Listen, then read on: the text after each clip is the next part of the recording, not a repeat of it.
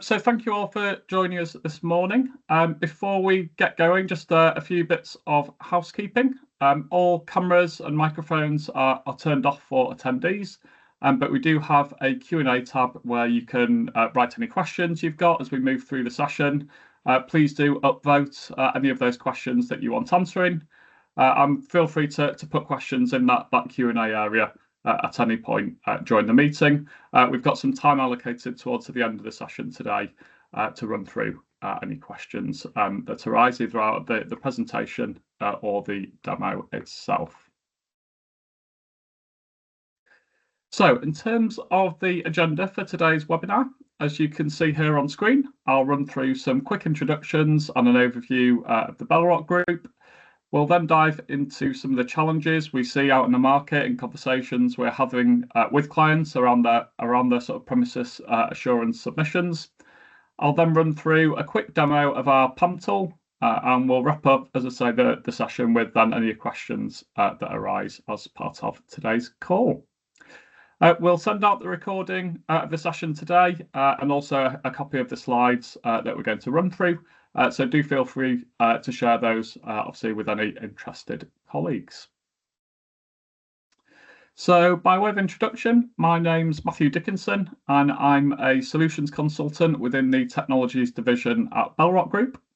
We've got three core products, our flagship product being the Concerto solution, which is in use by a number of organisations from across the public and private sector, including fellow NHS trusts, local authorities, central government, and a number of blue light organisations as well. In addition, we work with some household names from the private sector, including NatWest, John Lewis, and Costa Coffee. If I was to boil it down to its simplest form, organisations deploy Concerto to manage statutory, regulatory, and commercial risks across their organisations. As well as Concerto, we've got other complementary solutions, including Mobius, which is a suite of mobile applications aimed to support field workers across a number of disciplines to do things like capture asset data, complete work orders, and conduct surveys and audits sort of from a mobile view across their estates. As of last week, we have also acquired a web-based room and desk booking solution to enable clients to better manage space across their estates and ensure those spaces are maximised in this hybrid working world in which we now live. So in terms of the Bellrock Group, as I mentioned, I sit within the technologies division. We also have three other divisions: critical engineering, workplace services, and a consulting division, who again work across the public and private sector across a variety of different fields. As you can see here on screen, we have over 2,000 employees, and within that hold considerable subject matter expertise, which in turn helps drive the roadmap of the Concerto platform. So what is Concerto? It's a IWMS, or Integrated Workplace Management System, bit of a mouthful, that enables organisations to manage all aspects of their estate, from maybe acting as a core property terrier database. Sorry, my slides are all over the place here. So yeah, maybe acting as a core property terrier database through to the delivery of hard and soft facilities management, through to managing large-scale capital works projects, programmes of work, and a number of different elements in between. Ultimately, providing clients with a single source of the truth for all their data, workflow, and governance related to their land and buildings. It's a step on from maybe the more legacy CAFM solutions out on the market, whose sole purpose is just to manage the delivery of FM services. So Concerto is modular in nature and can therefore be used to manage all aspects of your property estate, but equally can be used solely for the purpose of individual areas of interest. For instance, obviously the PAM submission process, which we'll go into in a bit more detail through this presentation, and as we look at the software itself. So as you can see here on screen, we have extensive experience working with your peers across the NHS helping them to centralise all of their estates and facilities data into one platform. So I'm assuming as you've all obviously logged on to a PAM webinar this morning, you're likely very aware of the PAM process or premises assurance model, to give it its Sunday name. But for the uninitiated, I'll spend just 30 seconds giving a very quick overview. So it was designed to allow NHS-funded providers of healthcare to demonstrate to their patients, commissioners and regulators that robust systems are in place to assure that their premises and associated services are safe. It's also there to provide a consistent baseline to measure compliance against legislation and guidance across the whole NHS. And lastly, to obviously prioritise investment decisions, ultimately to raise standards in the most advantageous way. So how did Concerto end up developing a PAM solution? Well, the idea actually came from one of our customers directly, Manchester University NHS Foundation Trust. They're well-established users of the sort of wider Concerto solution, as you can see here on screen, using the solution to manage their planned and reactive maintenance, asbestos, backlog maintenance information, and also capital projects that they're running. But every year they were having to pull together information for that PAM submission. And whilst a lot of that data, information, documentation was held in Concerto, their teams were using shared drives and spreadsheets to pull everything together into the one place as per the submission details. So moving forward from there, obviously a few conversations with the Trust. We then developed the PAM module using feedback from the Trust to ultimately guide that development process.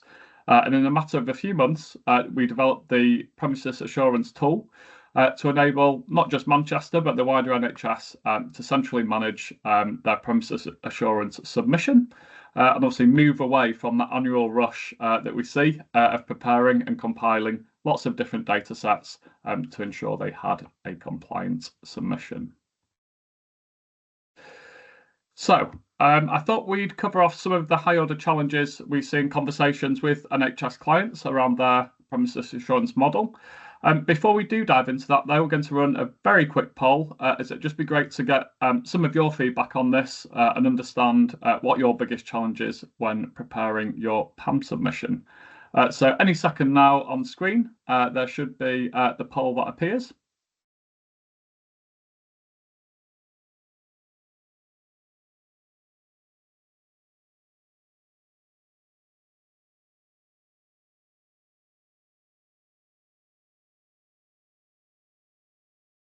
And then, as I say, once we've got the poll results in, I'll then run through some of the challenges that we see from those conversations that we have out in the market. So moving forwards, as mentioned, there are a number of key themes that seem to come up consistently when talking with clients around their submission. Primarily, data fragmentation, so essentially trying to manage data across lots of different sources, which links to point number 2 that we've got here, that it makes it really hard to actually standardise and make your responses consistent and standard. There's obviously a lot of manual data entry and duplication as part of that submission process year in, year out. And it can be really challenging to effectively demonstrate compliance and gather all the correct information, as it's usually not easy to find across the organisation. Number 5, when working from multiple spreadsheets and shared drives, different documents, it can be actually really hard to zoom out and see what the last version of the submission was. Again, leading to manual work and a lot of head scratching. Number 6, obviously there's that annual rush to submit, which means obviously that some months can be taken up with gathering the correct information, the documentation ready for submission in time for the deadline. Number 7, obviously working from spreadsheets and the like makes it really hard to actually sit back and analyse, compare previous year's submissions to obviously the current submission that you're working on. And last but not least, as there are so many stakeholders who are typically involved in the process, ensuring that they provide the information that you require at the time that you require it obviously presents a number of challenges and creates obviously bottlenecks, slowing the process down. So in terms of how Concerto's solution can help with you, I'll just talk you through some of those key challenges and, as I say, how we can support on those. So firstly, with that data fragmentation piece, teams we speak to really do struggle working across those various spreadsheets, systems. They've got Word documents, shared drives, you name it, to pull their submission together. The Premises Assurance module enables you to centralize all of that submission data and documentation into one central portal, which ultimately means your teams and the different stakeholders who are involved in the submission have a single source of the truth to work from.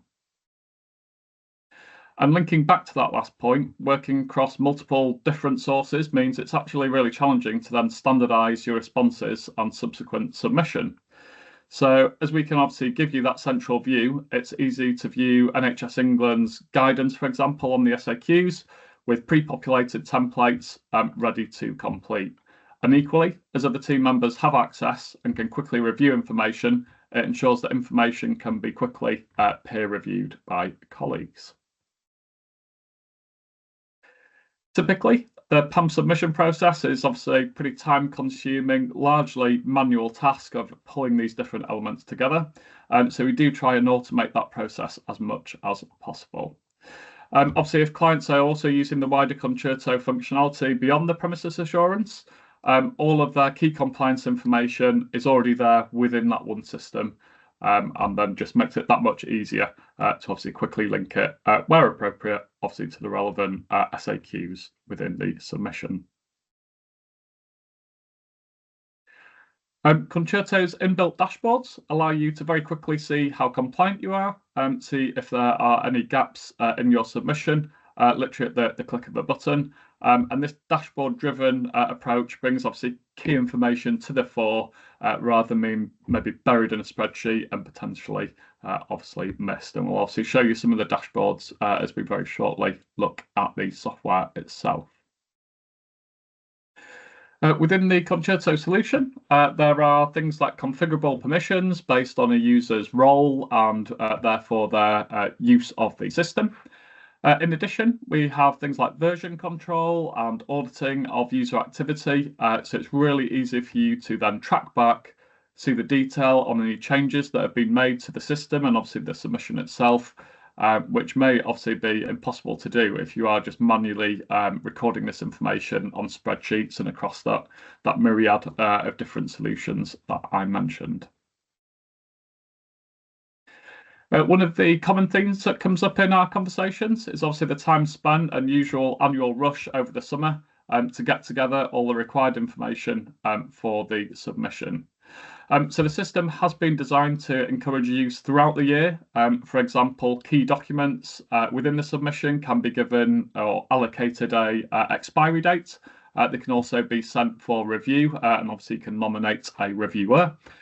Thus allowing colleagues to be notified by email to prompt them to log in and then either amend or review the document accordingly. So it moves you to maybe a bit more of a proactive way of working, ensuring there isn't that last minute scramble year in, year out.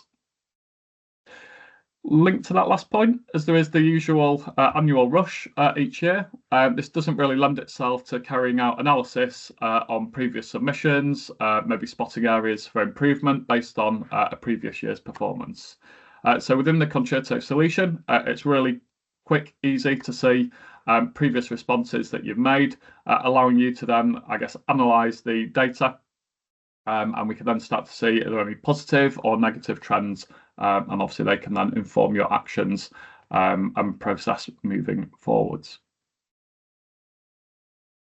Lastly, as there are multiple stakeholders involved in a submission process, that in itself brings challenges. Everyone's got a day job, and obviously tracking down colleagues to ask them to contribute to the process can be challenging when they are busy with other, maybe more important tasks at that time. So we have automated triggers and emails that can be generated from the system to prompt colleagues to log in and upload their information to the platform. Equally, in a similar fashion, if things are overdue, there are email prompts that can be configured to remind people and gently persuade them to log into the system and submit the necessary information. So whilst the premises assurance functionality module has been the main topic of conversation today, it can actually be adapted for any evidence-based audit that you are looking to carry out within your organisation. So as you can see, we've got some examples here on screen. So such as obviously audits you'll be completing, such as your green plan or different various ISO audits, or maybe information you need to pull together for the CQC. Essentially, anything that is evidence-based that requires supplementary documentation, anything like that, that can all be adapted. We've got clients using it for things like the FM maturity model, for example. So it can be very much adapted for different uses as well, aside from premises assurance. So that's enough of me talking through the presentation. What I'll do now is I will end the presentation and we'll jump across into the software itself. As I say, just a high-level view of the software to get you acclimatized to it.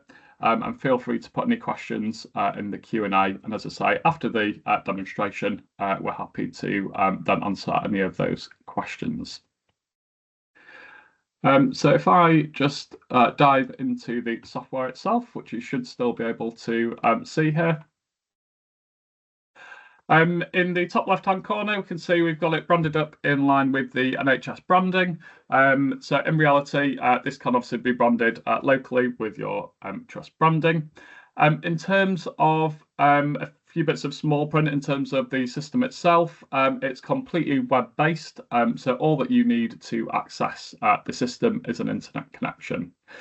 This morning I'm on my laptop, but if I'm out and about visiting a site, I'm on the road and I need some information, I can also log in via a phone, tablet, any device that I'm using. It's fully mobile responsive and obviously will resize to the type of device that I'm using.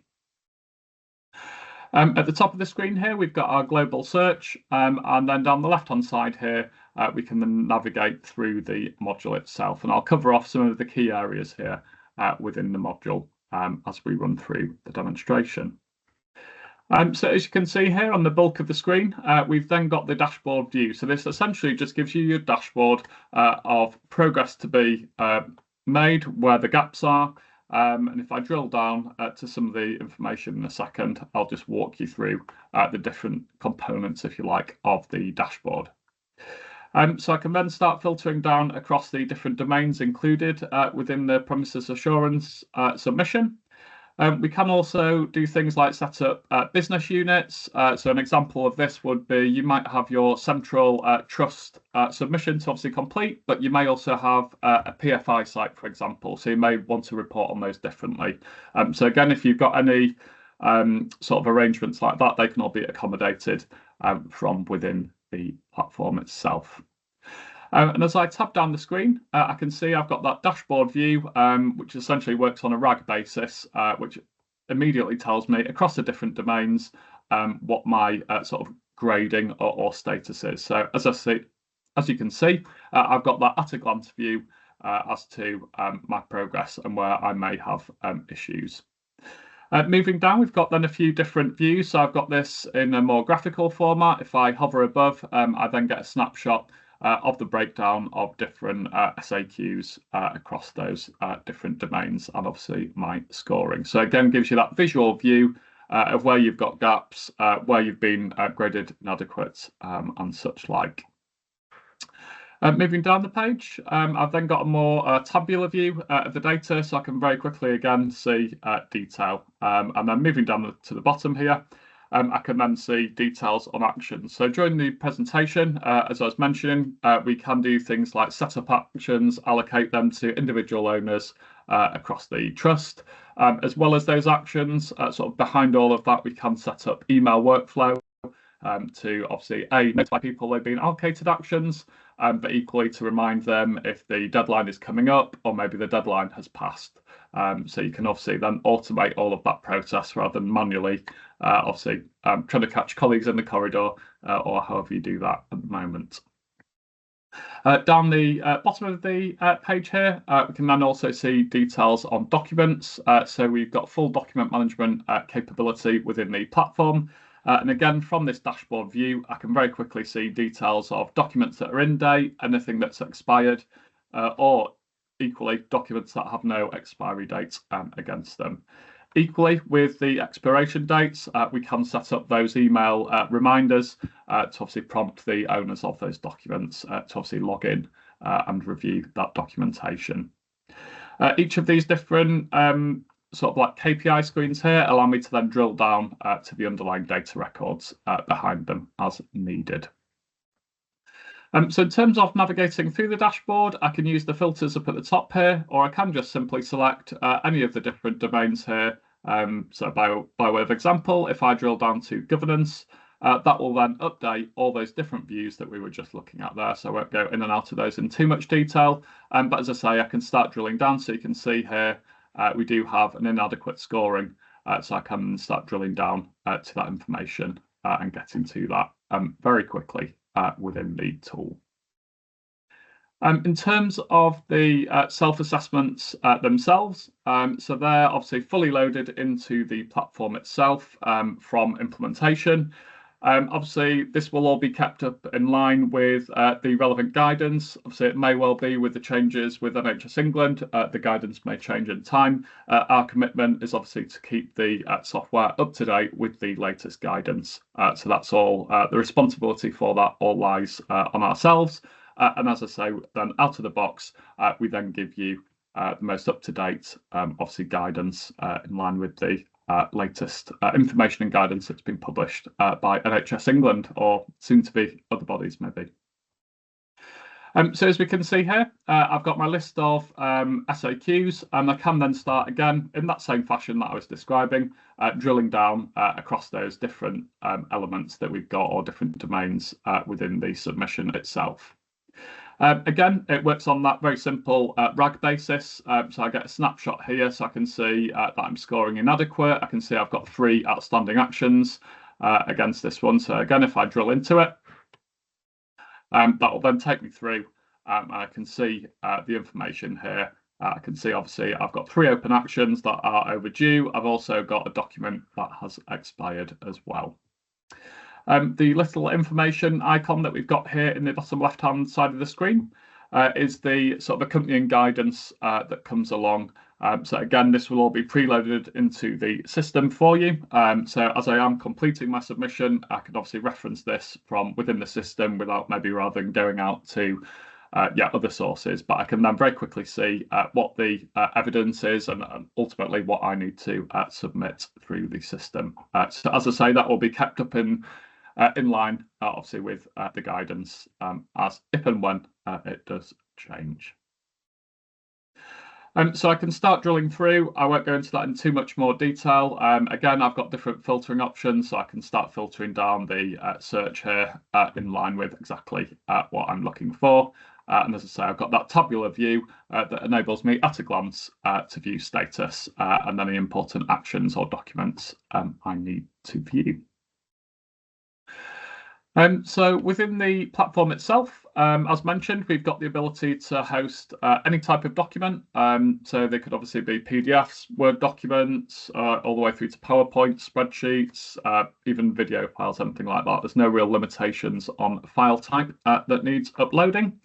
Again, I've got various different filters available to me, so I can start filtering down for a specific document that I've maybe logged into the portal to look for. So I've got those different filter options available to me. Again, I've got the RAG view that I can use to just dive through very quickly to the different sort of categories of documents that we can see here. And as you can see down the bottom, I've got obviously just some example documents that I've got loaded into this demo environment. Again, it works on a RAG basis. I can very quickly see at a glance what is a sort of still valid document and also if there are any that have expired.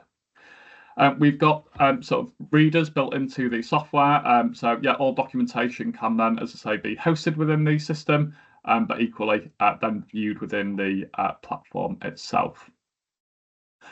As I was mentioning, against documents, I can obviously then link them as evidence against relevant questions. And as I was mentioning during the presentation itself, we do have things like version control, so I can check out documents, I can upload new versions, and obviously you get full time and date stamping across that in terms of that visibility and audit trail. We can also set expiries against documents. So as I say, it helps to, I guess, drive that sort of continuous improvement approach rather than hopefully moving away from the sort of annual rush to get things completed. As and when documents expire, they can obviously then be updated within the system itself, which obviously just maybe eases the burden when it comes to submission time if things are kept up to date throughout the year. We can also do things like email information out to obviously other users of the system, prompting them to log in and view data held within the central repository that we've got here. Similar to documents, we've got the concept of actions. Again, I've got various different filter options available to me. You can see in this demo environment, I have many overdue and incomplete actions. And I can then start filtering down on those as needed. So I might say, just show me the ones that are a high priority, for example, or between certain date parameters. So I can very much use the filters to slice, dice, manipulate the data as I see fit. Again, consistent with the rest of the solution, it works on that RAG basis, so I can very quickly see the detail that I need. I've got that at a glance view, and I can obviously drill down into these as needed.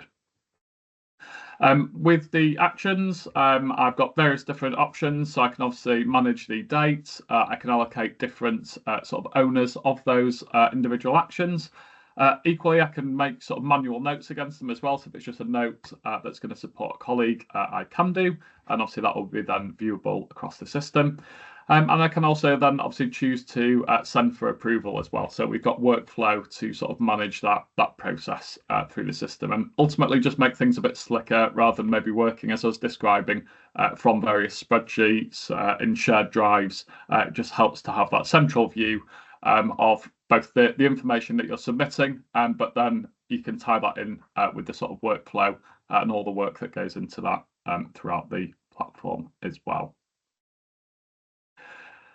In terms of hosting documents, so out of the box, as I was mentioning, we will give you the relevant domains, SAQs, in line with the latest guidance.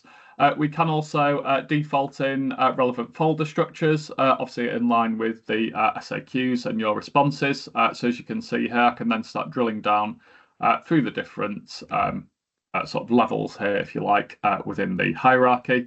And then obviously as you go through your submission, you can then obviously then drop the relevant documents or information into the relevant folders within the solution. So just helps keep everything organized and better managed within the solution. It's clear to everyone where they need to go within the platform to view the relevant documentation.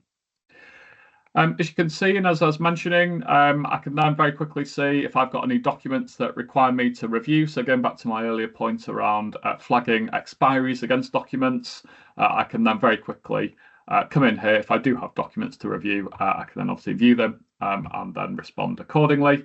And equally, if I've sent documents off to be reviewed, I can see the status of those and exactly what's going on within the platform. So that is the solution in a nutshell. Happy to open up the floor now if there's any questions anyone would like to run through.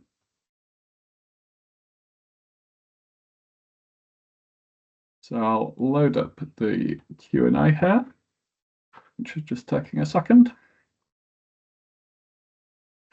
So we've got a question around, can you add links to documents? So yes, you absolutely can do. So whilst you can host the physical documents, we can also host links to, so if you're using things like SharePoint internally, we can host a link to obviously the SharePoint sort of URL link, and that will then dive you out into the relevant page within SharePoint.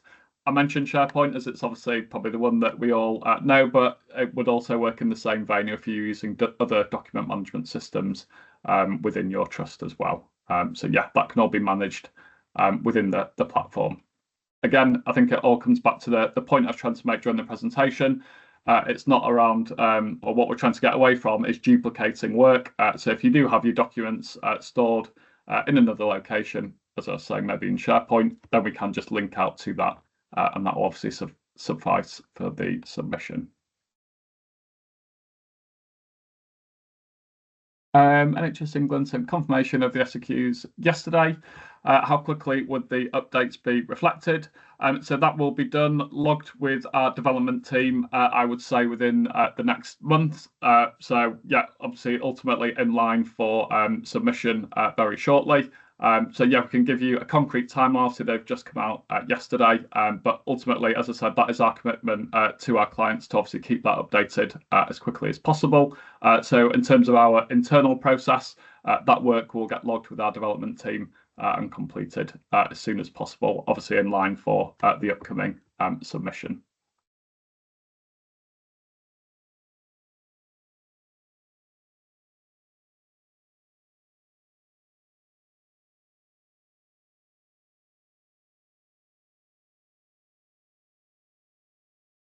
So I think all of the questions that have come through on both the chat and Q&A. So if no one has any further questions, I'll probably wrap up the session for now. Thank you very much for joining. We will, as mentioned, send out a recording of the session today. We'll also accompany that with the slides that I ran through. And if you would like to continue the conversation, have a bit more of a demonstration of the solution, more than happy to facilitate that. If you could just get in touch, it's matthew.dickinson@concerto.co.uk. Those details will be on the slides that we'll send out after the session. But thank you all for joining and have a wonderful day. Thank you.